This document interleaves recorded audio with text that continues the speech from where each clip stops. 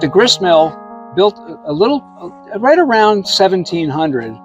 This is a building, another one that the Roslyn Landmark Society, we have taken on as a restoration project.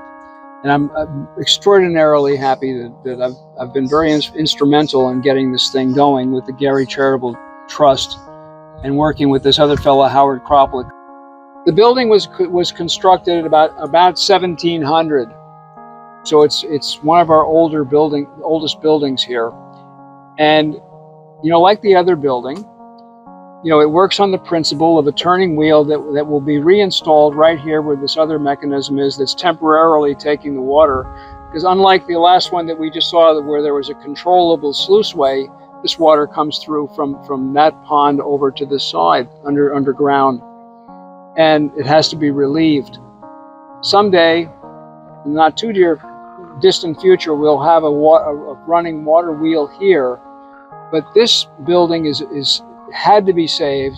It's on the National Register of Historic Places, and it's probably one of only maybe two buildings of this type that exist still in the world. It's a Dutch designed building, and if you look carefully, you know, all of these members have been fixed up. The building has been dismantled. It's been raised and put on a new foundation.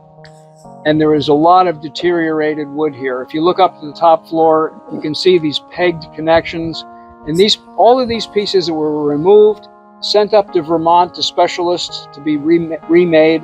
This is a multi-million-dollar restoration project to a very important historic building. It's very unique. It measures 50 feet by 25.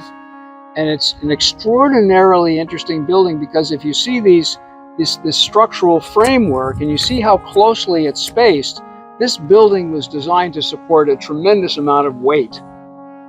And unlike the other one that ran tools, this is a milling building to grind wheat or corn or whatever you wanted to grind. And inside of the building are two gigantic stone, they're not here now, we have them off site, two gigantic stone pieces that grind against one another.